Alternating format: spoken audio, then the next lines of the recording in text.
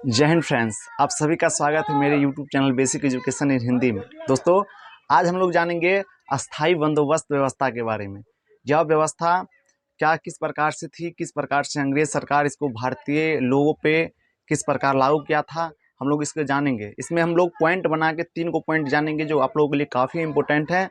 जिसमें से सबसे पहला पॉइंट हम लोग जानेंगे कि अस्थाई बंदोबस्त व्यवस्था क्या क्या थी, ठीक ना। तो सबसे पहले हम लोग जानेंगे अस्थाई बंदोबस्त व्यवस्था क्या थी।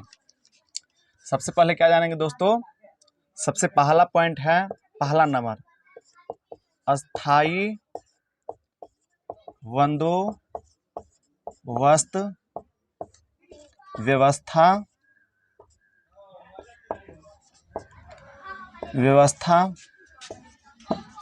क्या थी। अस्थाई बंदोबस्त व्यवस्था क्या थी?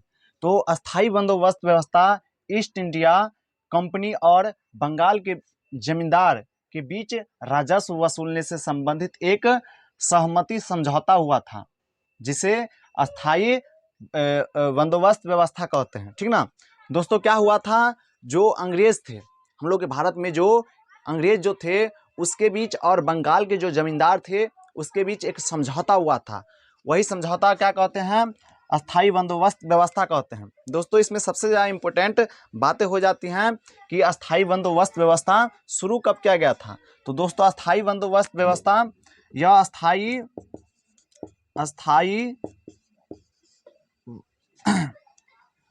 बंदोबस्त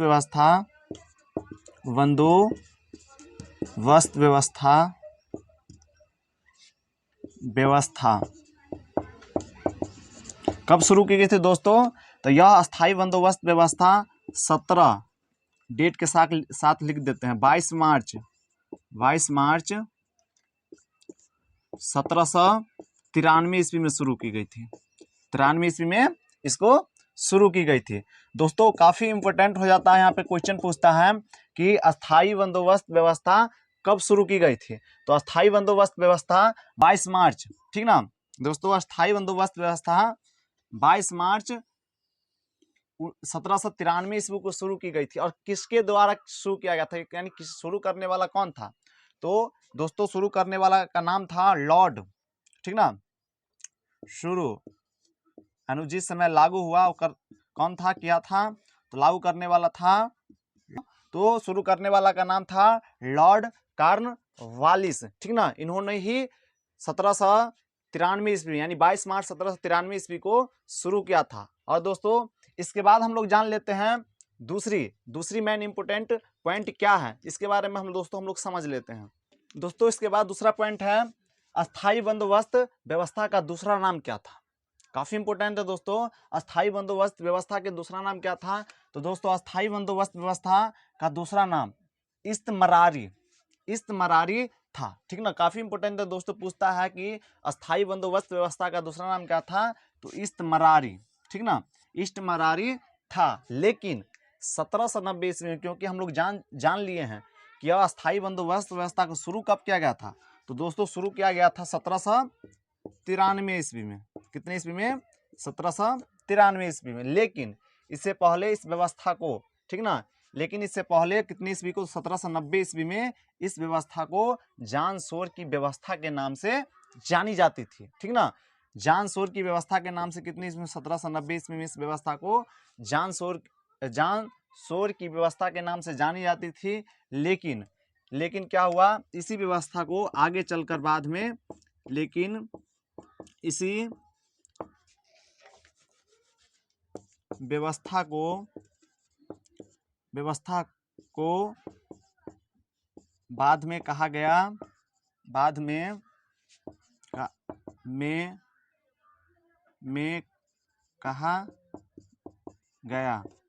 क्या कहा गया दोस्तों? तो अस्थाई या इस्तमरारी की व्यवस्था, ठीक ना, इस्तमरारी की व्यवस्था कहा गया। और इसके बाद यह जानने जाने लगा अस्थाई व्यवस्था या इस्तमरारी व्यवस्था के नाम से। तो दोस्तों, ये काफ़ी इंपॉर्टेंट है, एक बार हम लोग रिपीट कर लेते हैं। अस्थाई बंदोबस्त व्यवस्था का दूसरा नाम क्या था? तो अस्थाई बंदोबस्त व्यवस्था का दूसरा नाम था इस्तमरारी व्यवस्था। लेकिन 1790 ईस्वी में जॉन सोर की व्यवस्था के नाम से यह व्यवस्था जानी जाती थी। लेकिन जब यह 1793 ईस्वी में जब इसको शुरू किया गया तो उस समय से यह व्यवस्था जाने लगी अस्थाई व्यवस्था के नाम से या इस्तमरारी व्यवस्था के नाम से। यह दूसरा पॉइंट था, ठीक ना दोस्तों। तो तीसरा पॉइंट है कि अस्थाई बंदोबस्त व्यवस्था कहाँ लागू किया गया। जब अस्थाई बंदोबस्त व्यवस्था जो लाई गई थी अंग्रेज सरकार द्वारा, तो यह व्यवस्था सबसे पहले लागू किया गया। तो दोस्तों अस्थाई बंदोबस्त व्यवस्था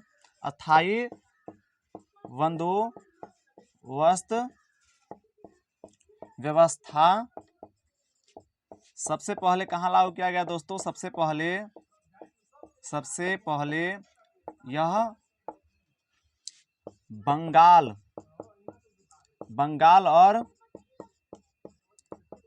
बिहार में लागू किया गया। बंगाल में और बिहार में लागू किया गया, ठीक ना। यह व्यवस्था दोस्तों अस्थाई बंदोबस्त व्यवस्था सबसे पहले कहाँ लागू की गई, तो सबसे पहले लागू की गई बंगाल और बिहार में, ठीक ना। दोस्तों इसी व्यवस्था को जमींदारी व्यवस्था भी कहते हैं। एक बार और आप लोगों को जानना जरूरी है, यह व्यवस्था तो बंगाल और बिहार में तो सबसे पहले लागू की ही गई, बाद में फिर यह व्यवस्था कहाँ कहाँ लागू की गई, तो यह व्यवस्था बाद में फिर लागू की गई मद्रास और लागू की गई फिर से वाराणसी में, वाराणसी, ठीक ना। दोस्तों यह व्यवस्था कहाँ कहाँ लागू की गई, तो सबसे पहले लागू की गई बंगाल और बिहार में, इसके बाद यही व्यवस्था मद्रास में लागू की गई और वाराणसी में लागू की गई। दोस्तों इसमें आप लोगों को बताएं दोस्तों, सबसे पहला पॉइंट कि अस्थाई बंदोबस्त व्यवस्था क्या है। दोस्तों फिर हम लोग जाने अस्थाई बंदोबस्त व्यवस्था का दूसरा नाम क्या है, और हम लोग तीसरा पॉइंट जाने दोस्तों अस्थाई बंदोबस्त व्यवस्था कहाँ लागू की गई। तो बंदोबस्त व्यवस्था ईस्ट इंडिया कंपनी और बंगाल के जो जमींदार थे उसके बीच समझौता हुआ था, सहमति समझौता हुआ था। इसी को क्या कहा जाता है, अस्थाई बंदोबस्त व्यवस्था या इस्तमरारी व्यवस्था, या इसी व्यवस्था को जॉन सोर की व्यवस्था भी कहा जाता था, और इसी व्यवस्था को जमींदारी व्यवस्था भी कहते हैं। यह जो अंग्रेज सरकार जो थे अपनी आय को बढ़ाने के लिए, क्योंकि अंग्रेज सरकार हम लोग के भारत में जो आए थे इसका मेन उद्देश्य था व्यापार करना और अधिक से अधिक मुनाफा कमाना। तो इन्होंने किसान पे जो व्यवस्थाएं लागू की गई थी, इससे पहले जो व्यवस्थाएं लागू की गई थी उसमें इसके लिए अधिकारी को रखना पड़ता था, तो इसीलिए बंगाल में सबसे पहले उन्होंने अस्थाई बंदोबस्त व्यवस्था लागू की और इसमें जमींदारों को यह भार दे दिया गया और इसमें सरकार के एक निश्चित कर के रूप में दिया जाता था। और इसके बाद जो जमींदार होते थे मनमानी वहां से कर वसूलते थे और वहां के लोगों को ज़्यादा से ज़्यादा कर वसूलने के बाद वह अपने ज़्यादा रख लेता था और अंग्रेज सरकार को निश्चित एक कर देना था वह दे देता था। इसमें जमींदार को काफ़ी फायदा होता था, ठीक ना। इस व्यवस्था में जमींदार को काफ़ी फायदा होता था। इसके बाद और अंग्रेज सरकार ने बदलाव किया और एक और व्यवस्था लाई रेतवारी व्यवस्था के नाम से जानी जाती है। तो ये हम लोग जानेंगे नेक्स्ट वीडियो में। तो अभी के लिए इतना ही। आप लोगों को वीडियो पसंद आया होगा तो वीडियो को लाइक, चैनल को subscribe and bell icon press कर लीजिएगा। जय हिंद।